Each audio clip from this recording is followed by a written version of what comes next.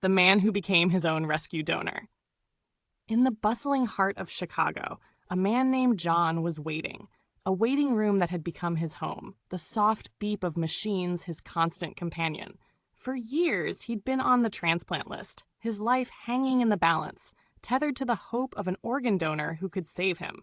But what he didn't know, what he could never have predicted, was that the donor he was waiting for wasn't a stranger at all. The phone call came on a Wednesday, as it had so many times before. The hospital had found a match. John's heart raced. This time, it felt different. The organ was ready. He could feel it. This could be his chance to live again. As the surgeons prepared for the procedure, a strange thought nagged at the back of his mind. Something was off, something beyond the usual anxiety that always crept in before such a momentous event. When he finally woke up, groggy and disoriented, he had no idea the truth was already waiting for him. The doctors came to him with a look of quiet disbelief, their words stumbling out. "John, we need to tell you something. Something extraordinary. Your donor is you." Confused, he blinked at them, waiting for them to explain the joke. But there was no humor in their faces. The name of his donor was John. Not just any John, but the same birth date, the same hometown, the same history. A perfect match. It took days for the shock to settle.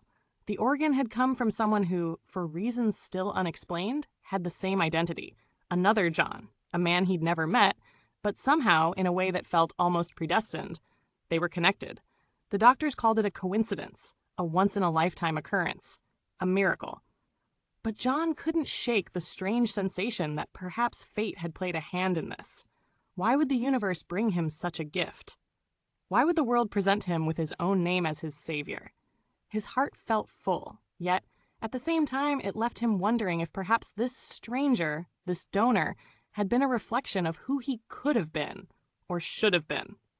John didn't know how to live with this knowledge, but he did know one thing. He had been given another chance, and for that, he would be forever grateful.